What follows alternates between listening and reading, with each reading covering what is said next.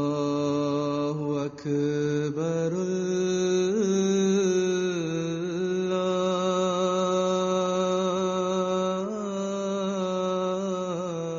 الله أكبر أشهد أن لا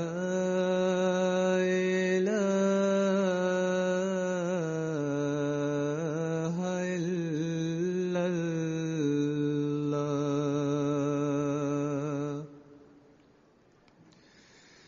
أشهد أن لا إله إلا الله أشهد أن محمدًا رسول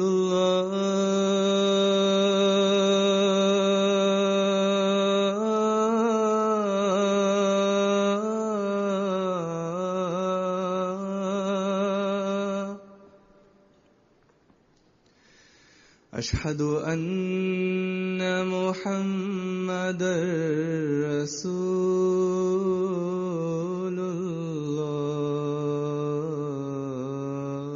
الله حي على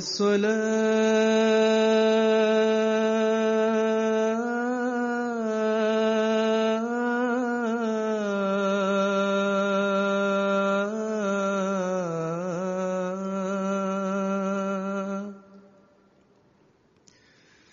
حي على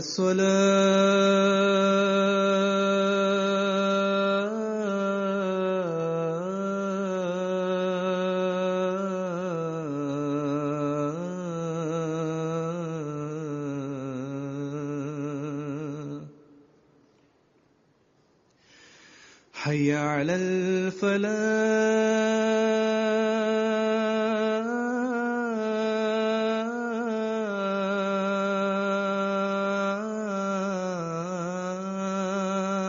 الفلاح حي على الفلاح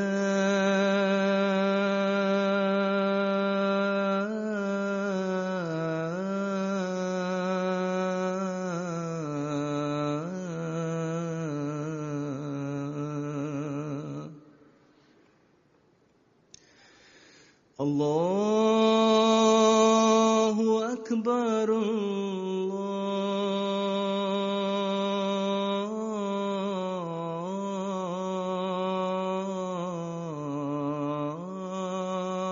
الله أكبر لا إله إلا الله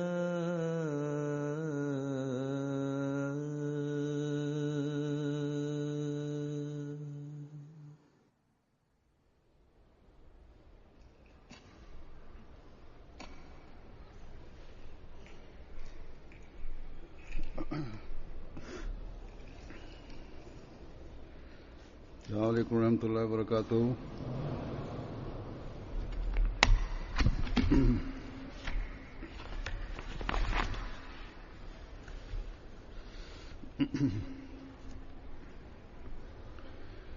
أشهد أن لا إله إلا الله وحده لا شريك له وأشهد أن محمدًا عبده ورسوله أما بعد فأعوذ بالله من الشيطان الرجيم بسم الله الرحمن الرحيم الحمد لله رب العالمين الرحمن الرحيم مالك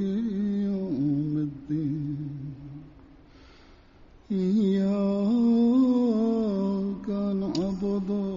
وإياك نستعين اهدنا الصراط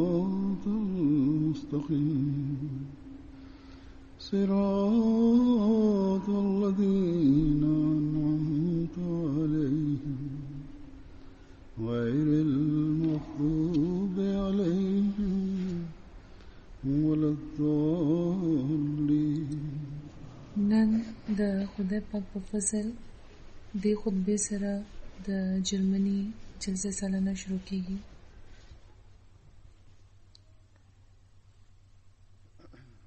د خدای پاک په فضل هر کال د جلسې حاضری زیاتېږي. امید ده چې سخت کال به زیاته شوی وي او په کار هم چې زیاته شي، ځکه چې حضرت مسیح موعود علیه السلام هم بار بار د جماعت پام دې طرف ته ګرځولی دی چې ټولو احمدیانو ته په دې جلسې کې شاملېدل پکار دي. हर साल इजाफा होता है. उम्मीद है इंशाअल्लाह ताला इस साल भी होगा और होना चाहिए, क्योंकि हज़रत मसीह मौऊद अलैहिस्सलाम ने نو څنګه چې د جماعت شمیر زیاتېږي نو د جلسې حاضري هم زیاتېدل پکار ده. او دې کې که څه تکلیف هم وي نو خلکو ته پکار ده چې هغه دوی زغمي او راضي شي. تاسو خوش قسمته یې چې خدای پاک تاسو له د جلسې موقع عطا کړی دی.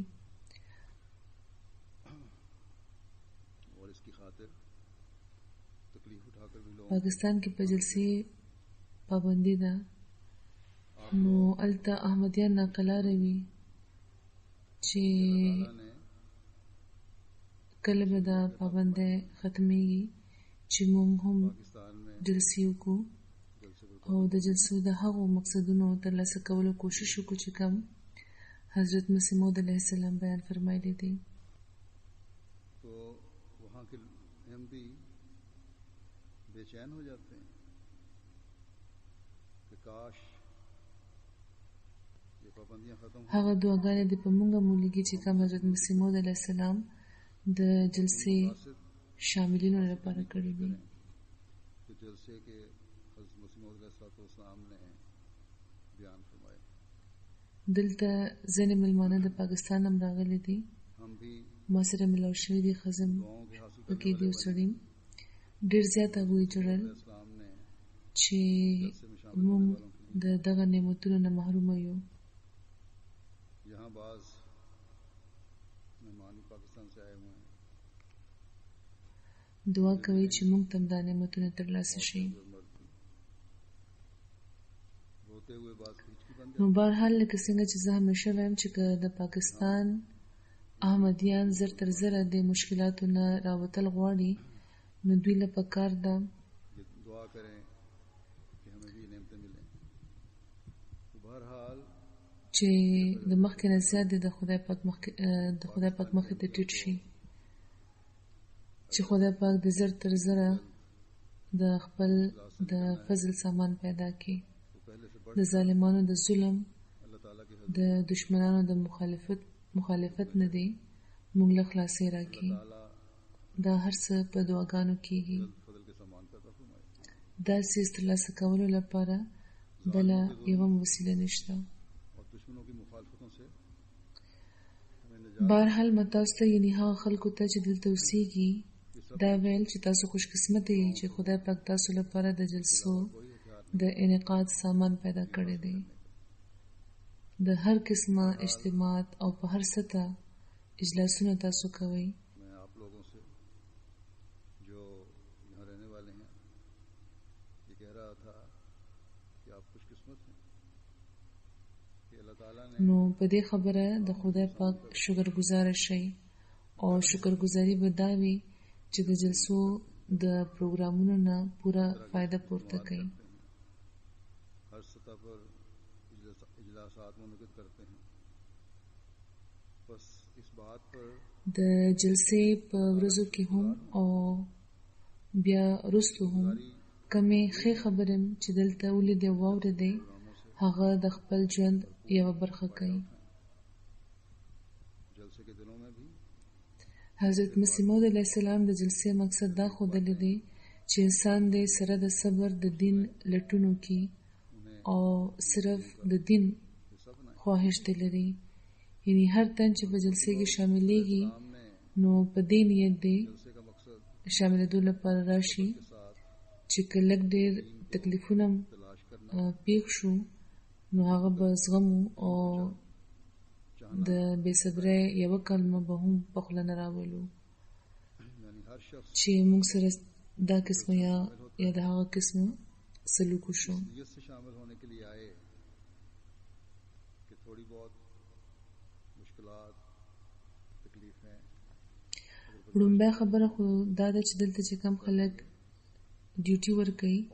هغوی د خدای پاک په فضل د خپلو ذمهوارو د پوره کولو پوره کوشش کوي او کم خلک چې څه کمی لري هغوی ته به زه یو ځل بیا یادګیرنه وکړم چې په صبر او په برداشت د خدای پاک د رضا حصول لپاره خپل فرایض پوره کوي अल्लाह ताला के फजल से अपने फ़राइज़ अदा करने की कोशिश करते हैं और जिनमें कम او ورسره چې کم د جلسې شاملین دي هغوی ته به هم زه دا ووایم چې دلته یعنی جلسې ته د راتګ مقصد صرف دا پکار دی چې په دې کې به د دین زده کړه کوئ او په دې ماحول کې به د خپل د روحاني ترقۍ سامان جوړوئ او بیا په دې روحاني ترقۍ کې به خپل نسلونه هم شاملوئ सिर्फ इस मकसद के लिए होना चाहिए कि उसने या आपने दीन सीखा د حضرت مسیح موعود علیه السلام د دې درد احساس همیشه لري چې کوم هغوی په دې اقتباس کې بیان فرمایلی دی هغوی فرمایي چې زه بار بار دا وایم چې خپل سترګې پاکې کړئ او د روحانیت په طریقې هم داسې روښانه کړئ لکه څنګه چې دا په ظاهره روښانه دي के इस दर्द को हमेशा महसूस करते रहें आप फरमाते हैं कि मैं बार बार कहता हूँ कि आँखों को انسان اصل کې بینا او مله ګڼل کېدی شي چې د باطن د رویت یعنی د نیک او د بد रोशन करो د پیژندنې रूहानियत نه صبر خورته ترلاسه شي او بیا هغه د نیکۍ طرف ته ډیر شي فرمایي نجات ماوی بیا مومي څوک چې د دنیا د جذباتو نه خلاص او وزاره وي او زړونه یې صفا وي जबकि बातनी रोयत यानी नेक व बद की शनाख्त का उसको हिस्सा मिले और फिर नेकी की فرمایي چې تر څو چې دا انسان زړه د فروتنۍ سجده ونه کړي نو صرف په ظاهري سجدو څه امید لرل कि जो दुनिया के जज्बात से बेजार اسې خامه تمه ده बरी और साफ दिल हैं لکه څنګه چې د قربانۍ غوښه خدای ته نه رسي صرف تقوا رسي همدغه شان جسمانی رکوع او سجود هم څه حیثیت نه لري تر څو چې زړه رکوع سجده او قیام ونه کړي तमाए खाम है जैसे कुर्बानियों का गोश्त खुदा तक नहीं पहुंचता सिर्फ तकवा पहुंचती है ऐसा ही जिस्मानी فرمایي چې د زړه قیام دا دی چې دا د خدای په حکمونو قایم شي د زړه رکوع دا دی چې دا د خدای پاک طرف ته ټیټ شي او د زړه سجده دا ده چې انسان د خدای پاک لپاره د خپل وجود نه دستبردار شي بیا وی دا دوام فرمایلی ده چې خدای پاک د زما د دې جماعت د خلکو زړونه پاک کړي او د خپل د رحمت په لاس دی د هغوی زړونه خپل طرف ته واړوي और सुजूद ये कि उसके लिए अपने वजूद से दस्तबरदार हो जाए फिर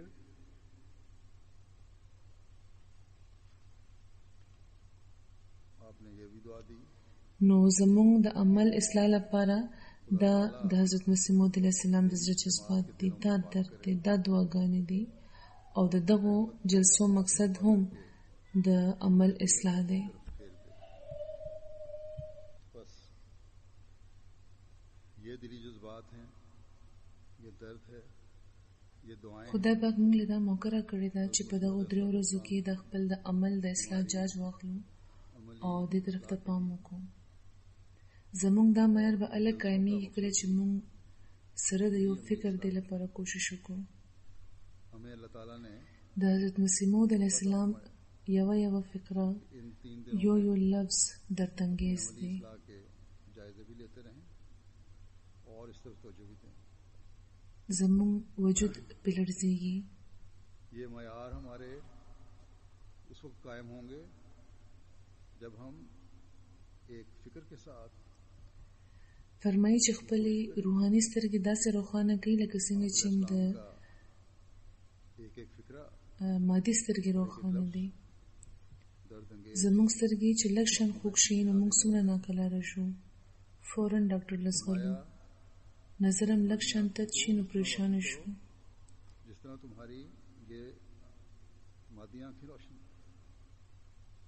हमारी आंखों को دې لپاره موږ څومره تردد کوو. هر هغه څیز نه سترګې بچ کوو چې کم زموږ په نظر څه قسمه بد اثر کولی شي. आंखों की जरा सी धुंधलाहट हमें سوال دا دی چې آیا همداسې کوشش موږ د خپلو روحاني سترګو رڼا لپاره یا هغه صحتمند ساتلو لپاره کوو؟ से अपनी आंखों को बचाने की कोशिश करते हैं जो हमारी नजर पर असर डालने वाली है। په دغه درې ورځو کې که موږ دې طرف ته या यही कोशिश څه پام لرو خو بیا چې کله بهر وځو نو په داسې کارونو کې ملوث شو چې زموږ په روحانیت منفي اثر کوي. करते हैं। इन 3 दिनों में अगर हम نو د روحاني سترګو دا رڼا د یو څو ورځو خبره نه ده بلکې دا درې ورځې خو د دغه سترګو رڼا قایم ساتلو لپاره د علاج په تور دي जो हमारी रूहानियत पर मनफी असर डालती है बस که د دغه علاج نه پس بیا بې احتیاطي وشوه दिन की बात नहीं نو د روحاني बल्कि ये 3 दिन سترګو رڼا به بیا متاثره شي. इलाज के तौर पर हैं। अगर इस इलाज के बाद همځکه هغوی فرمایي چې په حقیقي تور بینا همهغه دی چې نیک او بد پیژني او د پیژندو نه پس د نیکۍ طرف ته ټیټ شي तो रूहानी आंख की रोशनी او بیا هغه نیکۍ تکیږي आपने फरमाया कि हकीकी सुजाग بیا د هغه نیکۍ کېږي چې د کومو د کولو حکم خدای پاک فرمایلی دی. और फिर जब पहचान हो जावे په دغه झुक जावे نیکو کې که یو طرف ته د خدای پاک عبادت دی नेकियां نو بله خوا د हों जिनके خدای پاک نو بله خوا ته जहां په دې کې د خدای پاک د مخلوق حقونه هم شامل دي. اوس به د یو داسې حق مثال ورکم چې کوم نه پوره کولو په وجه جومات کې پریشانۍ زیاتېږي لګیا دي. अदा न करने की वजह د دغه حق نه پوره کولو په وجه نه صرف دا چې په کورونو کې بې سکوني پیدا شوې ده بلکې ډېرې جنکۍ چې د پاکستان نه یا د نورو ځایونو نه راوړل شوي دي से शादी هغوی هم د خپلو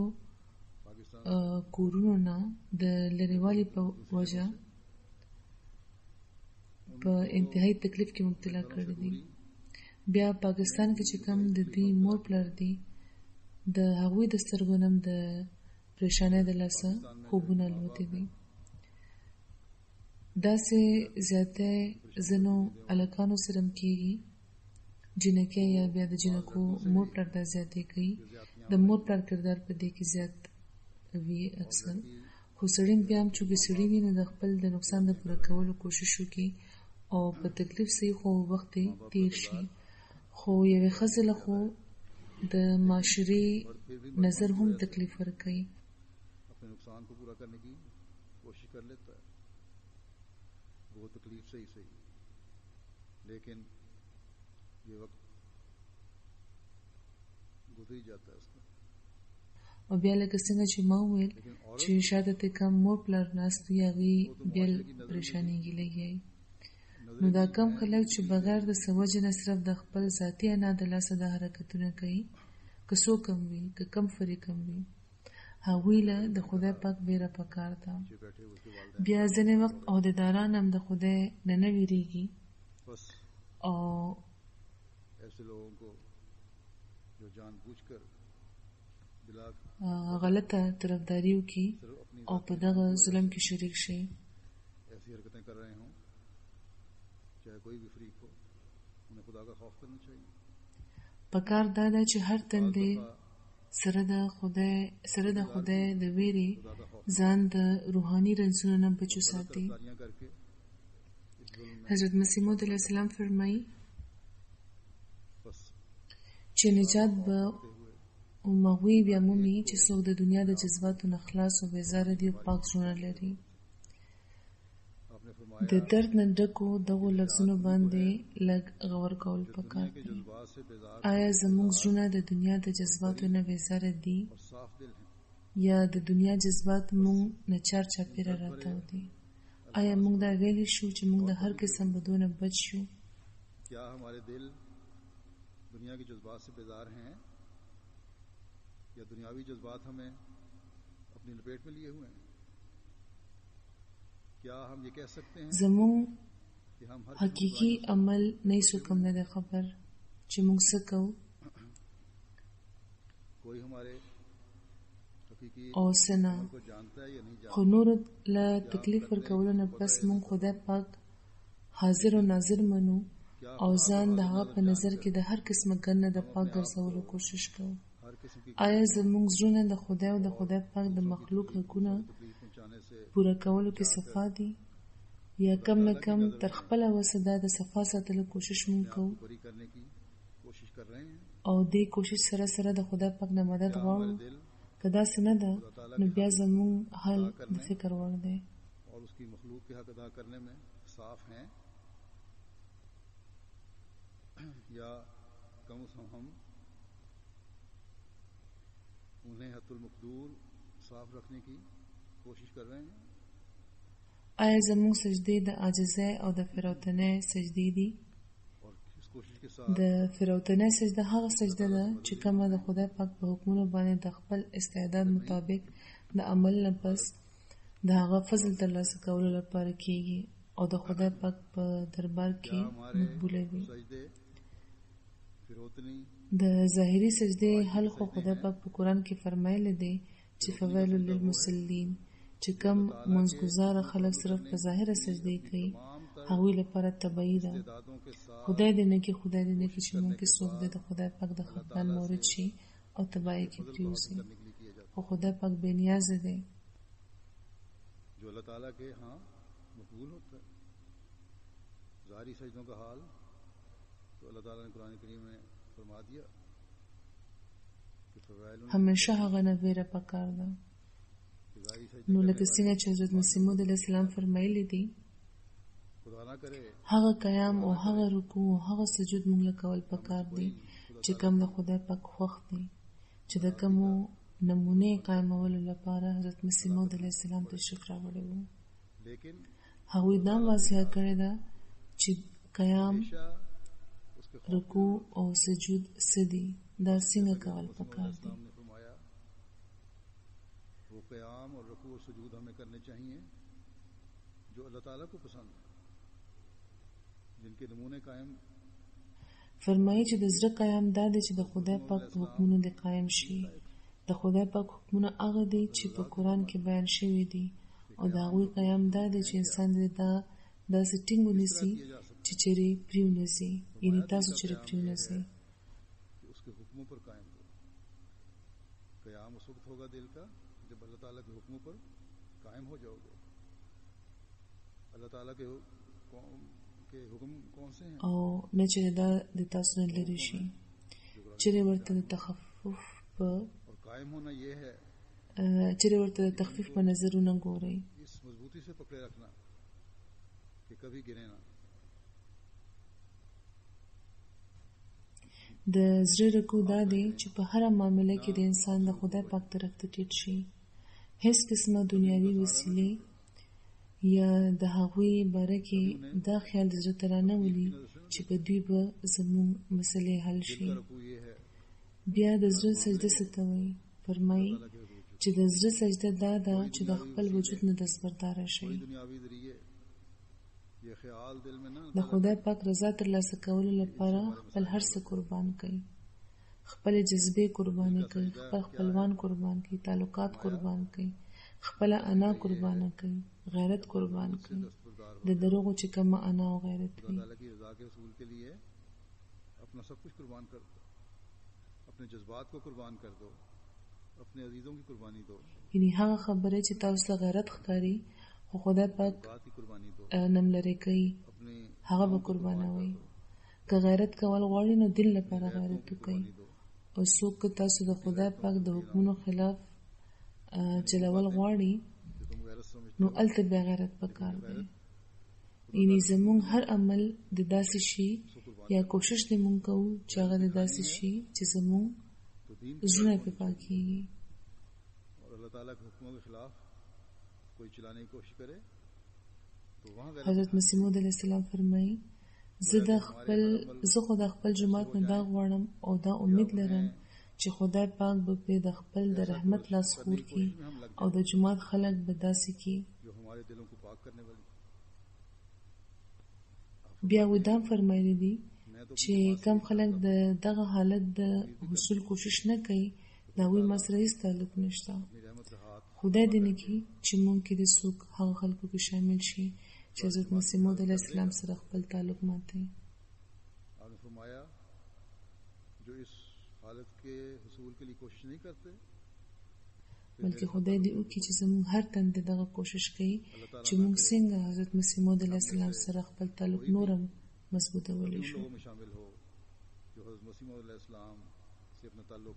तोड़ने वाले हैं। نو جلسې له راغلي خلک دې په دغه ورځو کې د دې خبرې جاج واخلي چې موږ تر کومه حده د هغه معیار ترلاسه کولو کوشش کوو لګیا یو چې کوم حضرت مسیح موعود علیه السلام मजबूत से मजबूत तर कर सकते له موږ غواړي बस जलसा पर आने वाले जैसे कि मैंने पहले भी कहा د جلسې په ورځو کې خدای پاک داسې ماحول موږ لرا کړی دی چې د خدای او د بندګانو د حقونو د پوره کولو वो मयार عملی څرګندونه کیدی شي بیا کوشش وکړ دی چې دغه څرګندونه دي د ژوند یوه مستقله برخه شي जलसे के दिनों में ये माहौल अल्लाह ताला ने यसर फरमाया है कि हुकूकुल्लाह और हुकूकुल इबाद ان شاء الله د دې میاشت په اخر کې روزه هم شروع شي چې د عمل د تربیت میاشت ده फिर इन अमली इजहारों को जिंदगी که دغه ورځو د برکتونو د روزې د میاشت عظیم الشان برکتونو سره د تړون کوشش وکړو نو یو روحاني انقلاب په موږ کې پیدا کېدی شي रमज़ान او که موږ سره د دغه نیت جلسې له نه یو راغلی یا دغه ورځو موږ کې څه بدلون را نه وستو یا دې لپاره موږ کوشش ونکړو نو بیا جلسې ته راتګ یا نه راتګ یوه خبره ده मुबारक की अजीम बरकतों से जोड़ने की कोशिश करें بلکې ځینې وخت د راتګ د نقصان سبب جوړ شي और अगर इस नीयत से یعنی یوه اجتماع انسان د ګمراه کولو وجه شي कोई तब्दीली पैदा करने वाले ना बन सके या इनके लिए कोशिशें ना की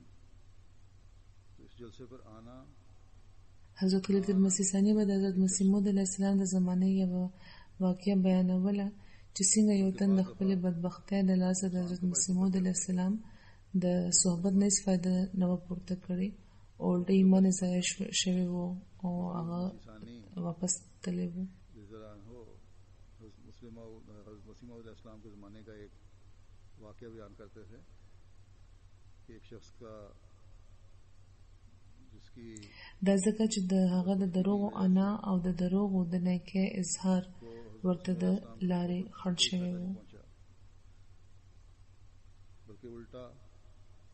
ईमान واقع داسې ده چې کله به حضرت مسیح موعود علیه السلام جومات ته تشریف راوړونو خلکو به زیات نه زیات دا کوشش کولو چې هغوی ته د جغد شي का इजहार او د هغوی خبرې واوري او د فیض پورته کړي خپل د روحانیت د تسکین او د دې د زیاتولو کوشش دې وکړي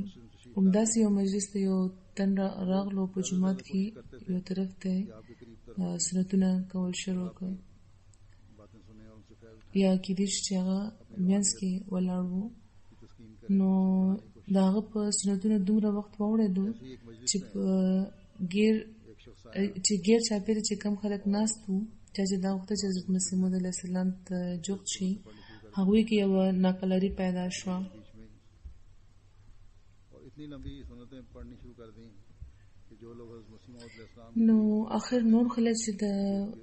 بل خوا نه را روان وو उनमें से هغوی جغد شول نو د د ګیر چاپیر چې کم خلک واغیم لږ جرأت وکړو او مخکې کېدل شروع شو आगे बढ़ने शुरू हो गए او مخکې کېدل شروع شو. نو دا خلک چې په تادای کې مخکې روان وو نو د ځینو څنګه دغه تن سره چې سنت یې کولې وجنګېدې. نو په دې هغه ویل چې دا ښه ندی دی او ښه مسلمون دی چې د ده په مجلس کې مونځ کوونکي له خلک لتې ورکوي. ठोकरें मारते हैं نو هغه سخت خفه شو او لاړو مرتد شو. नाराज हुआ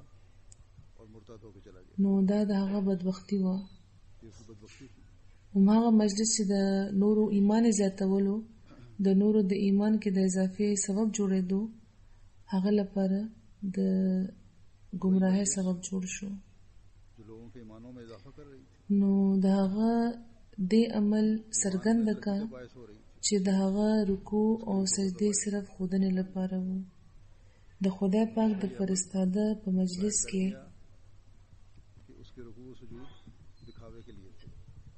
چې پکې تازه په تازه روحاني مائده او روحاني ताज़ा मायदा خزائن ناظرېده تقسیمېده هغه یې پرېښی وو او د خپل مونځ په اظهار کې مشغوله وو वहाँ अपनी او په دغه عمل یې خپل ایمان هم ضایع کړو. और इस अमल ने उसका ईमान भी ज़ाया कर दिया. बस गो हज़रत मसीह अलैहिस्सलाम की د حضرت مسیح موعود علیه السلام مجلسونه خو اوس نشته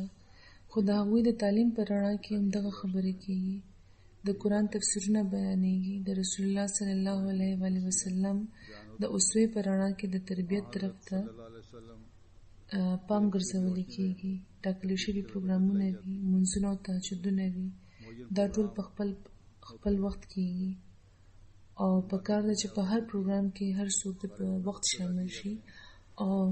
हर प्रोग्राम د हर प्रोग्राम فایده پورته کولو کوشش دی وکړي. उसके वक्त पर که په څه وجه چا نه مونځ پاتې شي نو په کار ده چې یو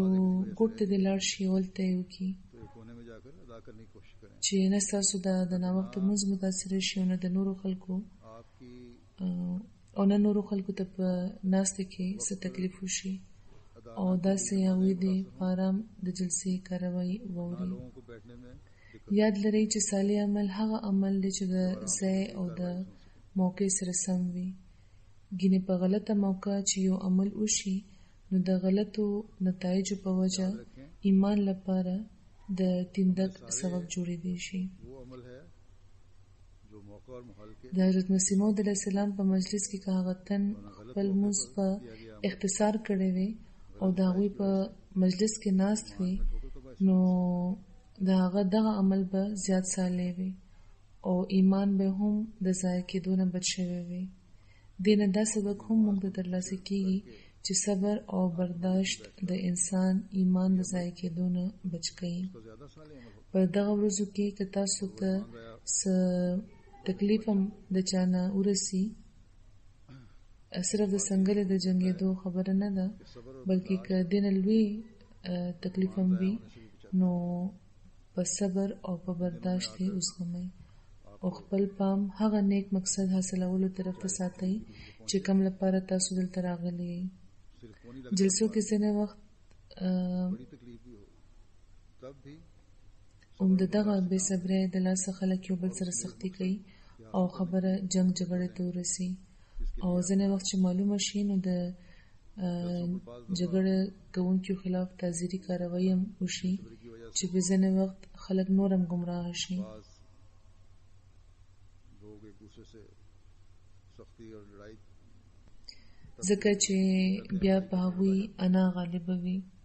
ایمان هم ضایع شي. और मुहिजतन نو لکه څنګه چې ما وویل چې داسې خلکو لپاره دا جلسه د فیض په ځای د خدای پاک نه د لرې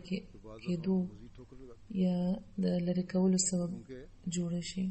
अना د गालिब نقصان سبب جوړ شي، د ایمان د ضایع کېدو سبب جوړ भी شي. ज़ाया होता है. तो जैसा कि मैंने कहा ये जलसा خو که صبر برداشت او په جلسې کې د شاملېدو اصل مقصد د نظر وړاندې وي نو بیا صرف دا نه چې د انسان په خپل ایمان کې ترقي وشي بلکې هغه د نورو ډیرو خلکو په ایمان کې هم د اضافې سبب جوړیږي. तो बायस बनता है. लेकिन अगर सब्र बर्दाश्त د خدای پاک په فضل د احمدیت په دنیا کې اوس هر ځای کې جلسې کیږي. ګڼ شمېر ملکونو کې چې جماعتونه زیات شوي دي نو جلسې مسلطه کیږي. د حضرت مسیح موعود علیه السلام منونکي د مختلفو قومونو او د مختلفو نسلونو سره تعلق لري. د هغوی په وجه چې په دنیا کې کم هدایت خورېږي لګیا دی هغه هم موږ د خدای پاک مخې ته ټیټوي.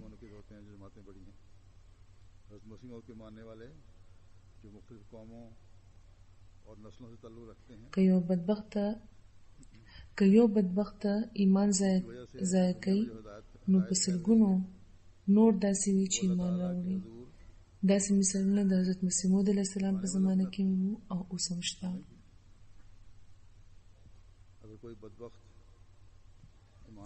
دا وخت یو مثال وړاندې کوم چې هغه خلک د هدایت سبب جوړ شوي دي چې زرګونو میله لرې ناست دي خو په ایمان کې ترقي کوي لګیا دي. د هغوی اکثریت شاید چې خلیفه لیدلی هم نه دی او چا چې لیدلی دی نو هغې ته هم 15 کاله تېر شوي دي خو د هدایت په وجه دا خلک څنګه په ایمان کې زیاتېږي لګیا دي دا چې ګورو نو حیرانېږو. د سیرالیون یوه واقعه ده د کوټلوکو ریجن. هلته نه د هغه ځای معلم صاحب لیکي چې د کیفې چیوډم مشر امام او نائب امام شیخ ادم د جماعت ډېر مخالفت کولو. زموږ مقامی معلم شیخ ابراهیم تورې صاحب به هغوی سره په جماعتي مسلو خبرې اترې کولې. د سیرالیون جلسه چې جوخته شوه نو معلم صاحب ته وویلی شو چې مشر امام او نائب مشر امام له دې مېلمه په طور په جلسې کې د شاملېدو بلنه ورکړي. مشر امام صاحب خو انکار وکړو خو نائب مشر امام شیخ ادم صاحب بلنه قبوله کړه او جلسې ته راغلل.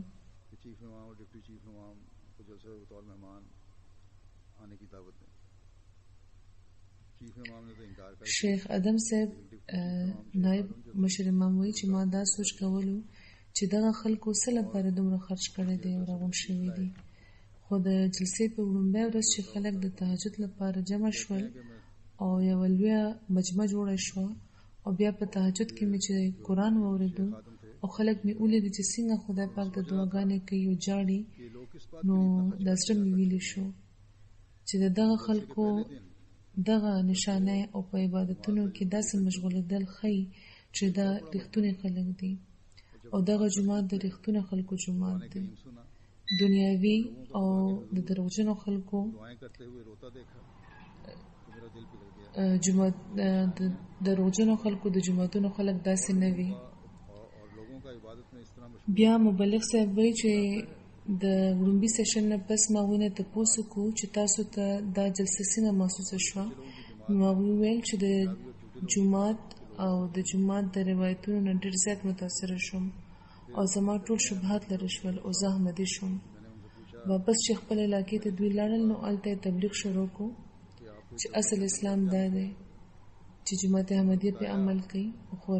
او خوروي یې. د هغوی امام د هغوی نه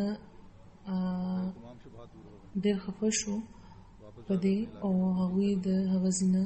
وایستل خو هغوی ویل چې ما حق ترلاسه کړو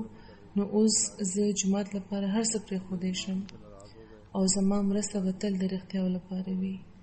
د خدای پاک په فضل د هغه علاقې ډېر خلک د هغوی په ذریعه احمدیان شوي دي. نو یوې جلسې نه یو تن احمدي شو نو د هغه په وجه سلګونو نورو خلکو ته هم د احمدي کېدو او د زمانې د امام د پیژندو توفیق ترلاسه شو. دا شیخ ادم صاحب چونکې د جلسې سالانه په وجه احمدي شوي وو نو هغوی د جلسې سالانه د لفظ اوس د خپل نوم برخه کړی دی او اوس د هغوی نوم دی شیخ ادم جلسه سالانه. نو د جلسو نه ډېر ادمان پیدا شي. خدای پاک د هغوی په حالتونو کې بدلون راولي او نوې ځمکې او نوې اسمانونه جوړوي. نو موږ ته فکر کول پکار دی چې موږ چې پیدایشي احمدیان یو موږ دې هم خپل حالتونه سم کو. دلته اوس ګڼ شمېر خلک د پناه لپاره راغلي دي. هغوی دا نه ګڼي چې هغوی صرف دنیا ګټلو لپاره دلته راغلي دي، د دنیا په غرض راغلي دي. که پاکستان نه د جماعت د مخالفت په وجه راغلي یې، نو بیا دلته د جماعت سفیرانو په تور خپل کردار ولوبوئ، او د جماعت چې کوم حقیقي تعلیم دی د هغې اظهار د خپل عمل نه وکړئ. د دنیا ګټې بېشکه چې کوئ، خو په دنیا کې د ډوبېدو پسې د خپل روحانیت طرف ته پام وکړئ. بهرحال دا د جلسو برکتونه دي چې په دنیا کې ظاهرېږي. د احمدیت په دنیا کې اوس هر څوک په نیکۍ کې د یو بل نه د وړاندې کېدو کوشش کوي، یو بل نه وړاندې روان دي. تاسو هم کوشش کوئ چې په دغه مقابله کې وروسته پاتې نه شئ. یوه زمانه وه چې د ښارونو مقابلې به کېدې، خو اوس د ملکونو مقابلې کېږي، او د خدای پاک قرب ترلاسه کوونکي به هم هغه خلک وي چې د خدای پاک د فرستاده په درد پوهېږي او ځان کې د بدلون راوستو کوشش وکړي. دلته زه یو څو خبرې کارکوونکیو او په خاص ډول هغه کارکوونکو ته کول غواړم چاته چې د مېلمستیا کار سپارلی شوی دی. یاد لرئ چې حضرت مسیح موعود علیه السلام ته چې د وسیع مکانه کا الهام شوی وو، نو دا دې لپاره چې د هغوی مېلمانه چې مخکې ګڼ شمېر کې به راتلل او د هغوی مېلمستیا به هم د هر چا د ضرورت مطابق کېده، نو د هغو مېلمنو شمېر ورځ په ورځ نور هم زیاتېدو. دا الهام حضرت مسیح موعود علیه السلام ته د دعوې په شروع کې هم شوی وو، یعنې په ابتدایي زمانې کې، او بیا وروسته هم ډېر ځل شوی دی، او تر اخره په مختلفو شکلونو کې دا الهام شوی دی. نو دا د وسیع مکانه که چې کوم پیغام دی، دا د هغوی منونکو لپاره هم دی، او دا هغه وخت چې کوم د هغوی کار کوونکي وو د هغوی لپاره وو چې دا د مکانیت وسعت به په مېلمستیا کې هم د اضافې سبب جوړېږي. نو اوس دلته په جرمني کې هم چې کوم وسعت روان دی، نوې میشنونه، نوې جوماتونه جوړېږي، لګیا دي، نو د دې په وجه د مېلمستیا کار به هم زیاتېږي. نو خدای پاک دا فرمایلی دي چې تاسو چې د مسیح موعود منونکي یئ، نو تاسو ستومانه نه شئ. حضرت مسیح موعود علیه السلام هم مخکې هم ډېر فراغ زړه لرلو، او د مېلمنو په حواله چې خدای پاک هغوی ته دا فرمایلی دي چې د هغوی په راتګ ستومانه او پریشانه نه شئ. د الفاظ زما دي، خو مفهوم همداسې دی. نو دا د هغوی هغه کار کوونکو لپاره وو، او د هغوی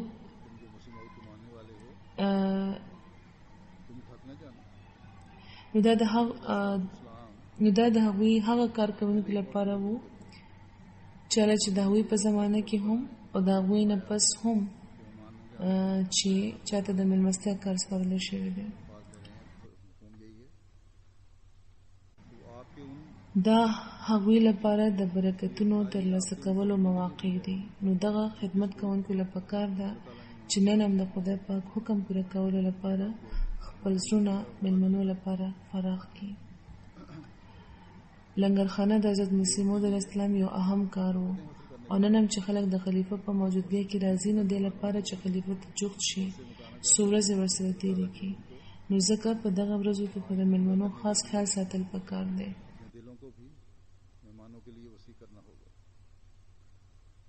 लंगर खाना तो आपके अहम कामों में से एक काम था, और आज भी जो लोग ख़ास तौर पर जब खलीफा वक्त की मौजूदगी हो आते हैं, صرف په جلسې کې نه بلکې په عامو حالاتو کې هم. قرآن کې د حضرت ابراهیم علیه السلام د مېلمستیا ذکر شوی دی، او دا هم چې مېلمه لپاره به دا پوښتنه نه کوئ چې مېلمستیا یې وکړم او که ونه کړم، او د هېڅ قسمه د خرچ ویره به نه لرئ. مېلمستیا پکار ده، د مېلمه د آرام خیال ساتل پکار دی.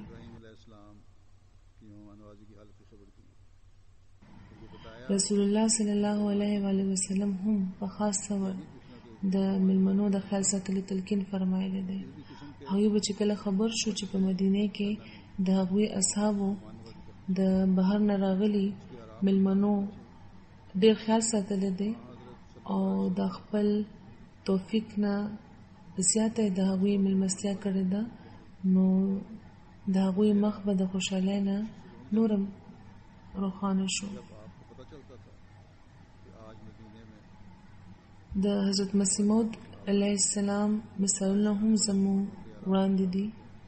چې څنګه کم خلک چې د لنګرخانې د کارکونانو نه خفه شول لاړل، نو هغوی واپس راوستو لپاره حضرت مسیح موعود علیه السلام یو اوږد مزل کړی و او بیا د هغوی سامان هم د ټانګې نه په خپله راکوزولو، خو هغه کار کوونکي بیا مخکې شول او هغوی نه هغه سامان واخیستو. دا هر څه دې لپاره چې هغوی د ملمستیا اعلی معیار صرف قایمولو نه، بلکې دا یې غوښتل چې د هغوی منونکي دی دا یې زده کړي. دا ټولې خبرې صرف دې لپاره نه دي چې دا د بسلوستی شي، دوی نه د خوند واخیستی شي، بلکې په دوی باندې عمل هم پکار دی.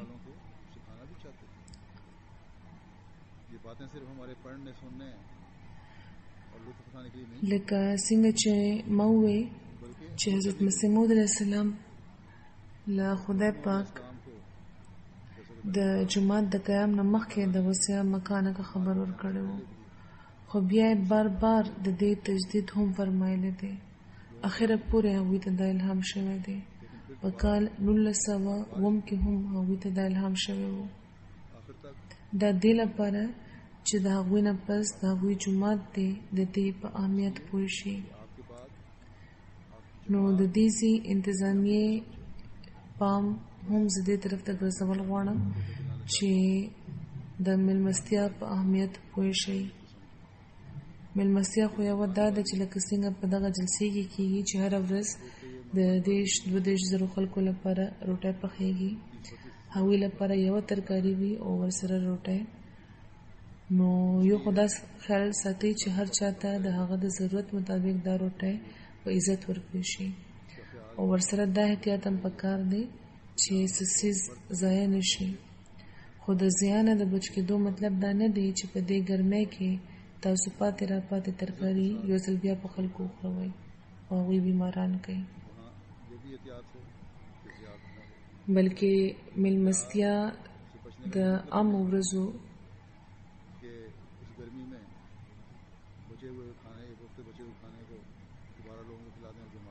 بله ملمستیا د عامو ورځو ملمستیا ده. او لکه څنګه چې ما وویل چې په عامو ورځو کې به حضرت مسیح موعود علیه السلام هر چاله د هغه د مزاج او د ضرورت مطابق څیزونه ورکولو کوشش کولو. نو متعلقه چې کومه انتظامیه ده هغې له دې طرف ته پام کول پکار دی. چاله په روټۍ ورکولو د ملمستیا حق نه پوره کیږي، بلکې د ملمه د خدمت حق اډو پوره کېدی نشي.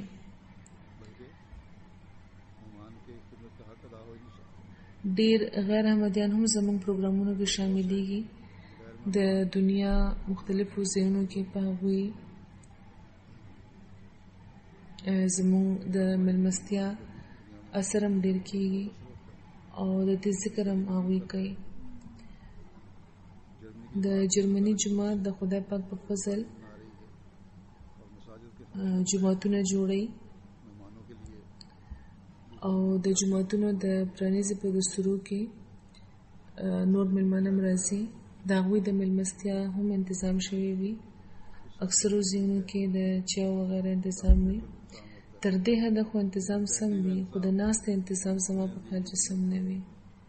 دوی خو دا وایي چې د دې خلک په بینچونو د ناستې عادت لري، نو ځکه د لرګي بینچونه ورلپاره ایښي وي او ښه عزتمنده خلک پرې ناست وي. که دوی عادت هم لري نو بیا هم زموږ د ملمستیا معیار پکار ده چې ښه وي. که عادت دی نو بیا دلته هم تاسو ته د دې عادت مظاهره کول پکار ده. دلته هم چې چېرته کرسۍ پرتې دي هلته بینچونه ایښودل پکار وو. ځان لپاره یو معیار دی او د مېلمنو لپاره بل.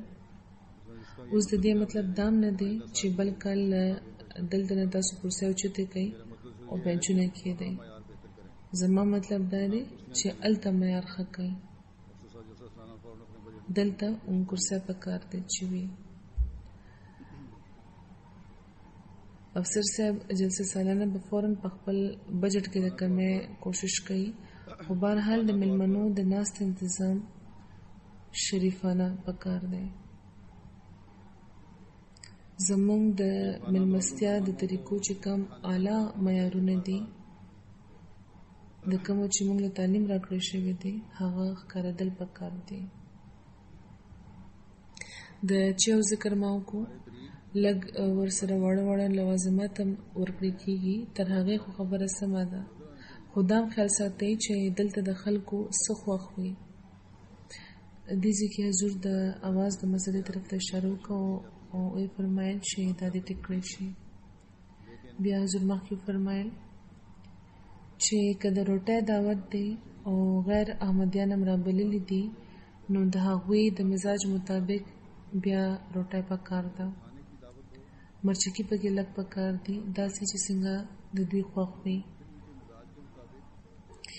حلال او پاک خوراکونه هم د دوی د مزاج مطابق تیارېدی شي یو څو ورځې مخکې په میونخ کې د یو جومات د پرانیزې دستوره وه هلته د پارلمان غړي هم راغلي وو د ضلع ګورنر او میر مختلف خلک وو دوی لپاره چې کومه لږه شان روټۍ وه خو ښه وه خو په عمومي طور چې کوم ډېر جرمنیان راغلي وو 200-300 ښه زیات شمېر وو او ښه عزتمنده خلک وو هغوی لپاره چې کومه روټۍ وه نو داسې وه چې لکه د روټۍ وخت پې د اړولو کوشش بس شوی دی ځینو خلکو خو روټۍ خوړلې هم نه وه یوه دستوره چې عزتمنده خلک ورله رابللي شوي دي دې لپاره هم چې خلیفه پکې موجود دی نو هغې کې کم نه کم د مېلمستیا حق خو پوره کوئ که مقامي جومات دا خرچه نشي کولی نو د ملک د مرکزي جومات دا ذمهواري ده چې هغه دی د مېلمستیا خرچو کې دستوره خو ښه وه ډېر خلک ورله راغلي وو ځای هم ښه وو د هغې تفصیل خو به بیا چېرته بیان کړم خو بهرحال چې کم کمې دی د هغې طرف ته پام ګرځول ضروري ده ګینې بیا به دا زموږ عادت جوړ شي بیا دا هم یاد لرئ چې کله چې زه دلته یم او کم مېلمه چې په خاص ډول دغو ورځو کې راځي نو لکه څنګه چې ما وویل چې په ښه طریقه د هغه مېلمستیا کول د مقامي خلکو فرض دی او هیڅ قسمه د بار د احساس د اظهار نه بغیر دا مېلمستیا پکار ده چاته جذباتي تکلیف رسولو نه ځان بچ ساتل پکار دی خدای پاک خو هغه خلک هم نه دي خوښ کړي چې کم د صدقې نه پس چاته خپل احسان یادوي فرمایي چې یوه ښه خبره کول دې نه بهتر کار دی چې انسان په چا احسان وکړي او بیا ورته یادوي یا داسې الفاظ ورته وایي چې په کومو هغوی ته تکلیف رسي او مېلمستیا خو د مېلمنو حق دی د مېلمستیا نه پس هغوی پسې خبرې کول خو ډېر سپک کار دی ځینې خلک دي چې داسې حرکتونه کوي او تر دې حده کوي چې دا کم خلک ما سره راغلي دي هغوی ته هم داسې خبرې وکړي چې زړه ته پې زور رسېدی شي فی الحال ما په اشاره پوه کوي که ضرورت پیښ شو نو ښکاره به هم ووایم خو خدای دې نه کړي چې داسې ضرورت پیښ شي او چې کوم ذمهواران دي هغوی دې خدای دې وکړي چې هغوی دې په هوښ شي خو بهرحال زه امید لرم چې کوم هم متعلقه خلک دي هغوی به په خپلې غلطۍ پوه شي او استغفار به پرې وکړي خدای پاک د ټول کارکوونکو له عقل او پوهه ورکړي او هغوی د خپل فرایض د خدای پاک د تعلیم مطابق پوره کړي د جلسې په حواله دا خبره یاد لرئ چې تاسو کې هر چا له پکار ده چې په خپل ماحول د نظر ساتي کم کارکوونکي چې ډیوټي کوي هغوی سره د هر شاملېدونکي پورا مرسته وکړي. د سکیورټي مسلې اوس هر چرته دي، نو ځکه د بیدارۍ ضرورت دی. خدای پاک دې دا جلسه په هر لحاظ کامیاب کړي او ټول شاملېدونکي دې هغه برکتونه راټول کړي چې کم دغه جلسې سره تړلي شوي دي. د حضرت مسیح موعود علیه السلام د بعثت مقصد پوره کوونکي دې موږ شو او کم توقعات چې هغوی د خپل جماعت نه لرل هغه موږ د خپل ژوند برخه کو.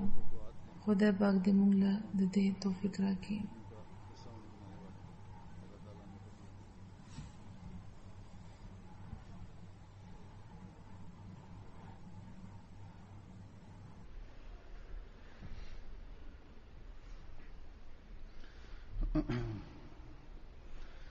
الحمد لله نحمده ونستعينه ونستغفره ونؤمن به ونتوكل عليه ونعوذ بالله من شرور أنفسنا ومن سيئات أعمالنا. من يهده